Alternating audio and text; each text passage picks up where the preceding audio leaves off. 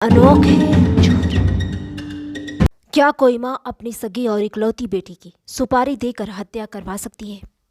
सवाल थोड़ा अजीब है और उससे भी अजीब है आज की ये सनसनीखेज कहानी। आज की कहानी का ताल्लुक है हरियाणा के एक शहर फरीदाबाद से। दिसंबर की कड़कड़ाती सर्द रात थी। तारीख थी 27 दिसंबर 2013। सेक्टर 46 फरीदाबाद के चौकी प्रभारी सोहनपाल अपनी टीम के साथ रात की गश्त पर निकलने की तैयारी कर रहे थे कि तभी पुलिस कंट्रोल रूम से फ़ोन आ गया। उन्हें बताया गया कि सेक्टर 45 की कोठी नंबर 387 में एक कत्ल हो गया है। पुलिस चौकी सेक्टर 45 से महज 2 किलोमीटर की दूरी पर था। सोहनपाल अपनी टीम के साथ 10 मिनट में उस जगह पहुंच गए जहां वारदात हुई थी। वह एक पोश एरिया था और अक्सर सुनसान रहता था। इस वजह से पड़ोसियों को भी इस घटना का पता नहीं चल पाया था।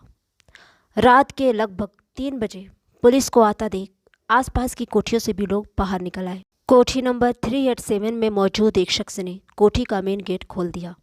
वो उसी कोठी में रहने वाले किराएदार राजेश सिंह थे। पुलिस को बताया गया कि लाश बेडरूम में है। पुलिस ने अंदर जाकर देखा तो बेड पर एक जवान लड़की की लाश पड़ी हुई थी, जिसकी हत्या कला रेत कर की गई थी। बिस्तर खून से सना हुआ था। कमरे की हालत से लग रहा था कि हत्या लूटपाट के इरादे से की गई है। लॉकर खुला हुआ था। अलमारी का सारा सामान बिखरा पड़ा था। इस हत्या की खबर कोठी की मालकिन पुष्पा कोहली ने ही दी थी और मकतूला पुष्पा कोहली की बेटी किरण कोहली थी। किरण कोहली नोएडा और आसपास की प्रॉपर्टी मार्केट में एक बड़ा नाम था। किरण के कत्ल की सनसनीखेज वारदात ने पूरे शहर में खलबली मचा दी थी। सूचना पाकर उच्च अधिकारी भी मौके वारदात पर पहुंच गए थे। जिस दिन ये वारदात हुई उस दिन पुष्पा कोहली और किरण घर पर अकेली थी। किरण कोहली के पिता सुरेंद्र कोहली और 12 साला भाई नितिन वारदात से ठीक एक दिन पहले बठिंडा पंजाब गए हुए थे। पुष्पा कोहली का कहना था कि वो उसकी बीमार मां को देखने गए हैं। अब वारदात से ठीक एक दिन पहले सुरेंद्र कोहली का पंजाब जाना सिर्फ एक इत्तेफाक था या कोई साजिश?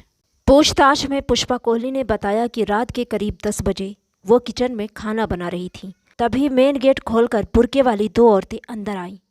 किरण उन दोनों को लेकर अंदर चली गई। कुछ देर बाद जब मैंने किरण से उन दोनों के बारे में पूछा तो उसने बताया कि वे उसकी जान पहचान वाली हैं। उनके साथ कुछ हिसाब किताब करना है। पुष्पा कोहली का कहना था कि बुर्के वाली औरतें अंदर सोफे पर बैठी हुई थी जब वो उठकर अपने कमरे में चली गईं। उनके रूम में जाने के थोड़ी देर बाद किरण पानी का गिलास लेकर उनके रूम में आई। चूँकि उन्होंने कुछ देर पहले ही खाना खाया था इसलिए पानी पीकर ग्लास मेज़ पर रख दिया। उसके बाद या तो वो बेहोश हो गई थी या फिर सो गई थी। फिर रात के करीब 2 बजे जब वो उठी तो उसके दोनों हाथ पैर दुपट्टे से बंधे हुए थे और मुंह में कपड़ा ठुसा हुआ था। पुष्पा कोहली का कहना था कि जब उसने उठने की कोशिश की तो वो बिस्तर से नीचे गिर गई।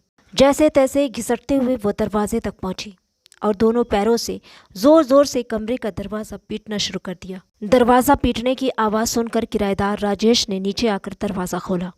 तब तक नौकरानी सपना और उसके पति भी आ चुके थे। पुष्पा कोहली को जब किरण नज़र नहीं आई तो उन्होंने किरण के बारे में पूछा। पता चला कि किरण अपने कमरे में सो रही हैं। जब वो किरण के कमरे में पहुंची तो वहाँ किरण की लाश नजर आई। इसके बाद उन्होंने इसकी खबर पुलिस को दी। पुलिस ने उनसे उनके पति सुरेंद्र का नंबर लेकर सुरेंद्र को कॉल करके इस हादसे की खबर कर दी और जल्द अज जल्द फरीदाबाद पहुंचने को कहा। साथ ही पुलिस ने पुष्पा कोहली की शिकायत पर अनजान लोगों के खिलाफ एफआईआर दर्ज कर ली।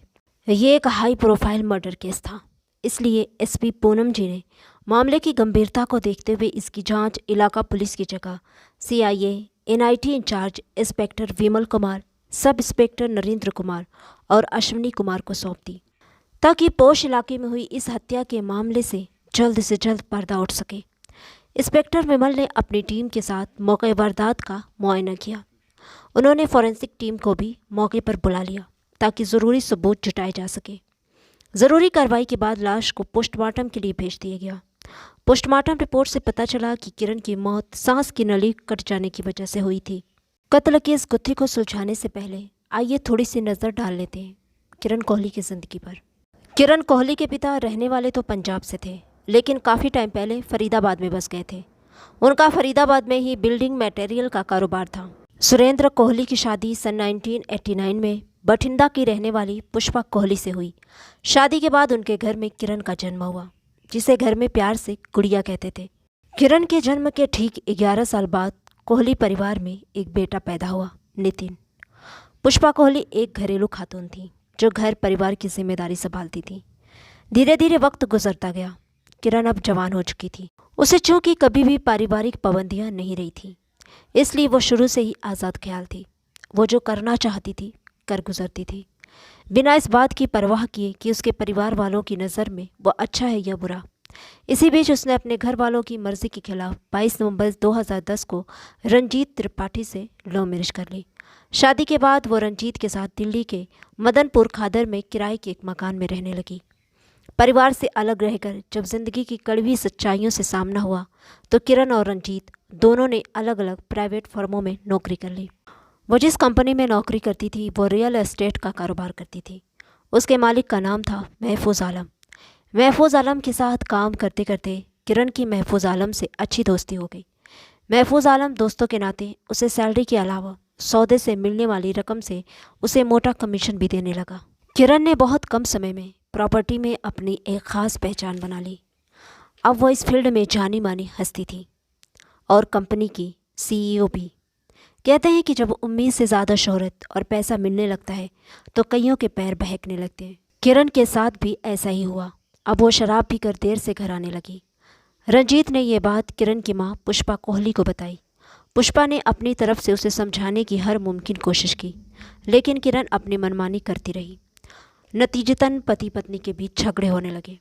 झगड़े जब ज़्यादा बढ़ गए तो किरण ने दिल्ली के साकेत कोर्ट में तलाक का मुकदमा डाल दिया। इसके बाद वो 27 जून 2013 को रंजीत का साथ छोड़कर फरीदाबाद में मां के पास आकर रहने लगी। घर लौटकर भी किरण में कोई बदलाव नहीं आया।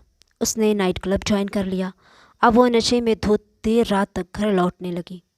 जवाब मांगने पर वो गाली गलौज और मारपीट तक पर उतर आती। किरण का high profile lifestyle Surendra Kohli परिवार के लिए बदनामी का कारण बन रहा था।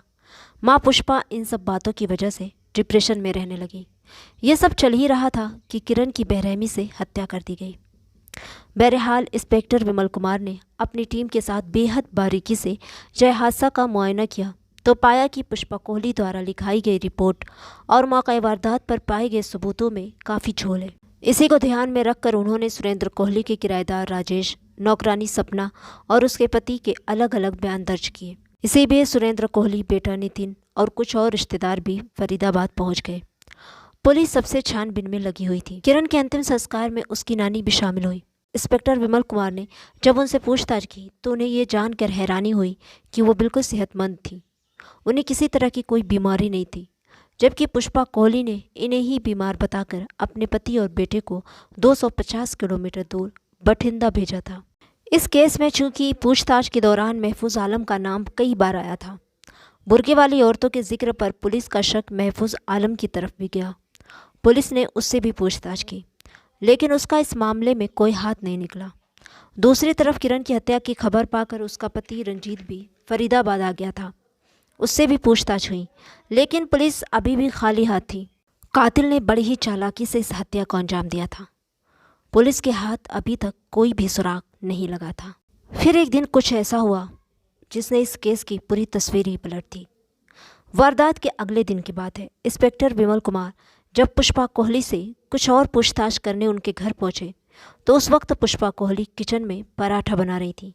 उन्हें यह देखकर काफ़ी हैरानी हुई कि कैसे एक माँ जिसकी जवान बेटी की एक दिन पहले बेरहमी से हत्या कर दी गई हो और वो आराम से किचन में पराठा बना रही हो। पहली दफ़ा इंस्पेक्टर विमल का शक पुष्पा कोहली की तरफ गया और जब पुष्पा कोहली से बुर्के वालियों के डील डोल, शक्ल और आवाज़ वगैरह के बारे में पूछा गया तो वो कोई तसल्ली बख्श जवाब नहीं दे सकी। अब शक थोड़ा और गहराया। पुलिस ने पुष्पा कोहली का मोबाइल सर्विलांस पर लगा दिया। जब पुष्पा कोहली के फ़ोन की कॉल डिटेल्स पुलिस के पास आई तो पुलिस को उसमें एक ऐसा नंबर मिला जिस पर पुष्पा दिन के समय हफ्ते में 2-4 बार फ़ोन करती थी। यह नंबर पंजाब का था। पुष्पा से जब इस बारे में पूछताछ की गई तो उसका कहना था कि यह नंबर उसके मुंह बोले चाचा का है जो पंजाब में रहता है और वह उससे पारिवारिक बातें करती थी। घटना वाली रात पुष्पा कोहली के मोबाइल पर आने जाने वाली कुल 3 कॉल्स पाई गई थी। पहली कॉल रात 8 और 9 के बीच आई थी जो कि मिस्ड कॉल थी। इसी नंबर पर पुष्पा के मोबाइल से 10 बजे के आसपास एक मिस्ड कॉल दी गई थी। तीसरी और आखिरी कॉल पुष्पा की नौकरानी सपना की थी, जिसे रिसीव भी किया गया था। अब पुलिस ने उस नंबर पर फ़ोन किया जिससे मिस्ड कॉल आई थी और पुष्पा ने मिस्ड कॉल दी थी, तो वो फ़ोन नंबर लगातार बंद जा रहा था। जब उस नंबर की जांच की गई तो पता चला कि इस नंबर की सिम पंजाब से फर्जी आईडी और फर्जी पते पर खरीदी गई थी। लेकिन हैरत की बात यह थी कि उस नंबर की लोकेशन घटना वाली रात सेक्टर 45 और उसके आसपास थी, यानी कि पुष्पा कोहली के घर के आसपास। अब शक की सुई पूरी तरह से पुष्पा कोहली पर आकर ठहर गई। अपने शक को पुख्ता करने के लिए जब पुलिस ने पुष्पा की नौकरानी सपना से इस बारे में सवाल किया कि घटना वाली रात उसने पुष्पा को क्यों कॉल की थी, और जब उसने जो बताया उससे इस हत्याकांड की तस्वीर काफ़ी हद तक साफ हो गई। लेकिन कुछ कारणों से पुलिस अब भी पुष्पा कोहली पर हाथ डालने से कतरा रही थी। आखिरकार इंस्पेक्टर विमल कुमार ने अपने उच्च अधिकारियों से विचार विमर्श करके 3 जनवरी 2014 को पुष्पा कोहली को हिरासत में ले लिया। जब सपना द्वारा दिए गए बयान को आधार बनाकर पुलिस ने पुष्पा कोहली से सख्ती से पूछताछ की तो वो टूट गई और उसने जो बताया वो किसी को भी शॉक्ड कर देने वाला था। दरअसल पुष्पा की नौकरानी सपना ने घटना वाली रात कोठी के आगे वैगना कार खड़ी देखी थी। उसने फ़ोन करके पुष्पा को इस बारे में बताया और पूछा कि क्या घर पर कोई मेहमान आया है। चूँकि पुष्पा ने सपना की कॉल रिसीव की थी और यही कॉल उसके लिए मुसीबत बन गई, क्योंकि पुष्पा ने अपने बयान में बताया था कि वो उस टाइम बेहोश थी। पुष्पा कोहली ने अपना इतराफ़े जुर्म कर लिया और उसने बताया कि उसने अपनी बेटी की हत्या सुपारी देकर करवाई थी। पुष्पा कोहली ने अपने अखबालिया बयान में बताया कि वो किरण की आदतों की वजह से डिप्रेशन में रहने लगी थी। उसने हर मुमकिन कोशिश की उसे समझाने की, लेकिन वो देर रात नाइट क्लब से शराब पी कर आती। वो अपनी आदतों से बाज नहीं आ रही थी। वो समाज में उनकी बदनामी का कारण बन रही थी। आखिरकार उन्हें अपनी इस परेशानी का हल ये नज़र आया कि जो बदनामी का सबब बन रहा है उसे ही रास्ते से हटा दिया जाए। उसने इस काम के लिए अपने मुंह बोले चाचा को चुना, जो कि एक हवलदार था और नाम था कुलविंदर। वो जालंधर के कैंट में तैनात था।